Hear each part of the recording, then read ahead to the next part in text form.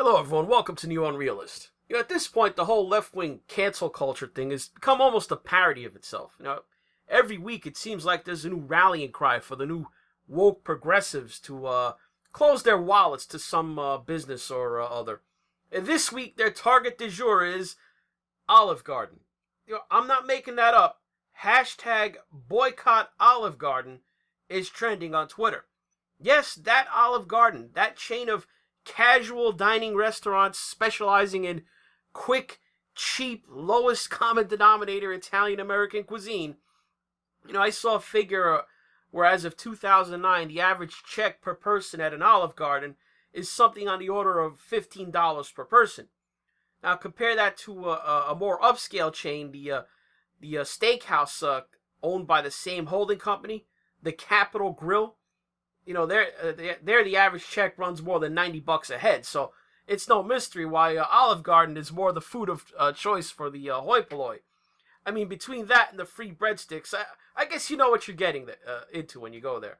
So me, wondering what could this chain of cheap Italian food restaurants have possibly done to enrage the woke blue check mark Twitterati to push it up into trending status. I mean, did Olive Garden make a morally questionable decision as a company? Did perhaps some employees at some location cause someone to have a negative social justice experience at one of their places there? Like that incident at Starbucks. Remember where the two guys got taken away by Johnny Law because they loitered without ordering anything? Apparently the claim that's making the rounds that caused this is that Olive Garden supports Trump's re-election. What? That's what it is. Trump derangement syndrome. I mean, not content to just leave it at that. Knowing, how thin the stories behind some of these boycott campaigns have been, I wanted to know if it was true. I mean, it's Olive Garden. I mean, does Olive Garden support Trump's re-election campaign? I asked myself. The first thing you need to know, and it's most important, is that Olive Garden is not even a standalone independent corporation. It's a subsidiary of a multi-brand restaurant operator called Darden Restaurants. Now, Darden Restaurants, in addition to owning Olive Garden, they also own Longhorn Steakhouse, Bahama Breeze, Seasons 52, Yard House, Cheddar's Scratch Kitchen. They also own, I think I mentioned the more upscale brands. They got Eddie V's Prime Seafood and the Capitol Grill that I talked about earlier, where the typical check at the Capitol Grill is $90 per person. I mean, Darden used to also own Red Lobster, but they sold that off a few years ago. It was 2014 for $2 billion. So what you're looking at is, Olive Garden is just one piece of an international mega corporation. Olive Garden isn't some independent entity making decisions on supporting presidential candidates. They're a cog in some mega corporation's multi-brand restaurant business. As far as I know, they're a bunch of franchises. So there's a bunch of individual owners.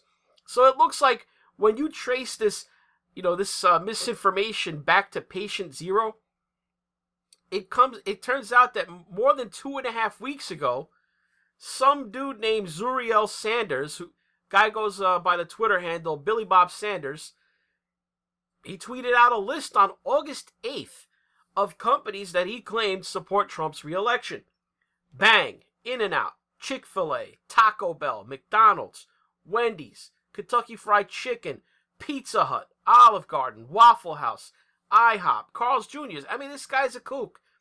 A bunch of these companies, when contacted by Newsweek, they denied even giving any politician political donations or expressing any position on elections.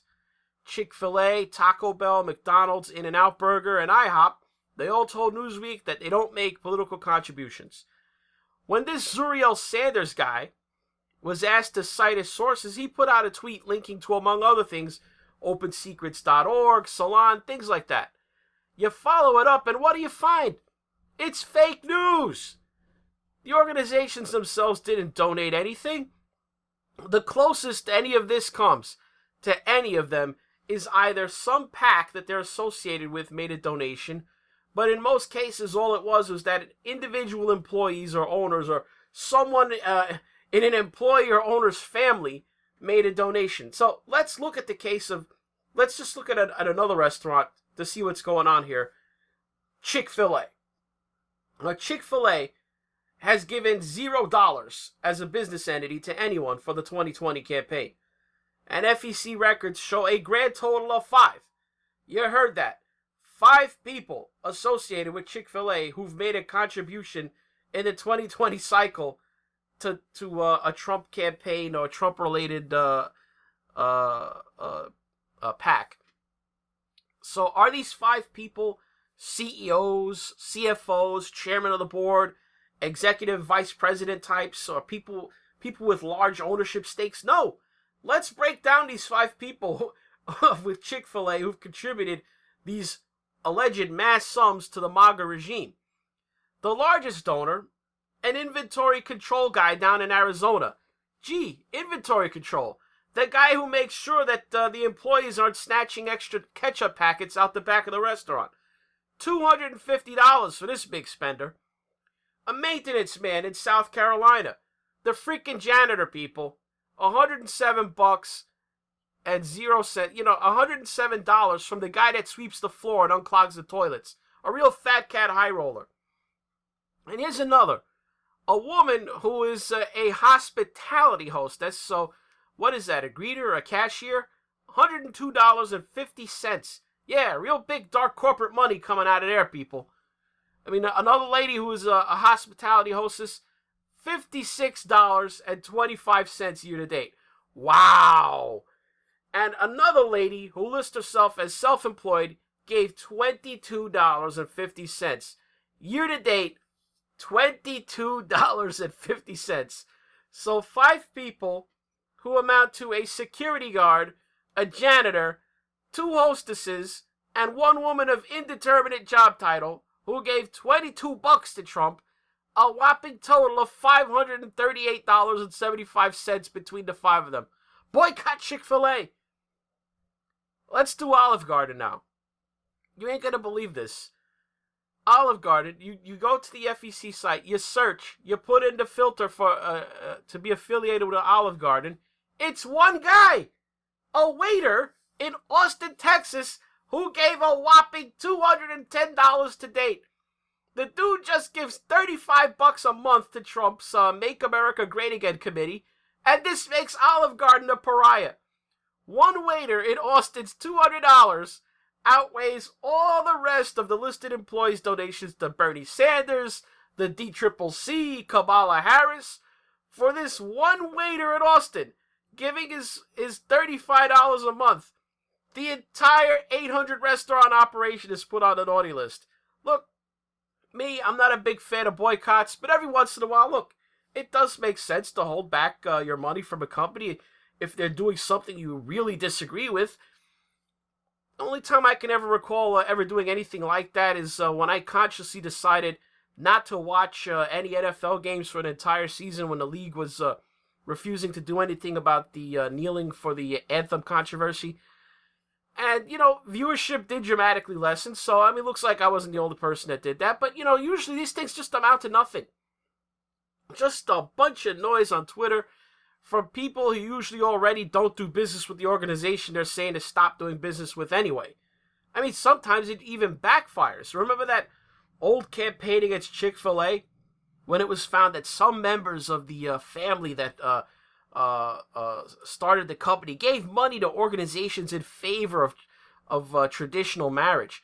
Now, apparently, that didn't work because since then, Chick-fil-A is, I believe in that time, vaulted over Kentucky Fried Chicken, Chipotle, Burger King, Taco Bell, and Subway to go from the 7th largest fast food chain to the 3rd largest fast food chain, only trailing McDonald's and Starbucks. Understand they did this despite the fact that their restaurants are closed on Sundays. Restaurant industry analyst Mark Kalinowski of Kalinowski Equity Research, he tells the Business Insider that they should surpass Starbucks in short order at current trends, seeing their potential to surpass $30 billion a year in sales. Think about that. Pass Starbucks A company that has 6 times more restaurants, and while only open 6 out of every 7 days of the week. So the left, despite throwing the full might of their impotent fury at Chick-Fil-A, got battered aside like nothing by those tasty chicken sandwiches. So this latest outrage nonsense of boycott Olive Garden, please. I seriously doubt that the woke progressive blue checkmark Twitterati make up a large part of the Olive Garden customer base, let alone have the will to carry out a successful campaign against them. It's just boycott fatigue. It's the boy who cried wolf.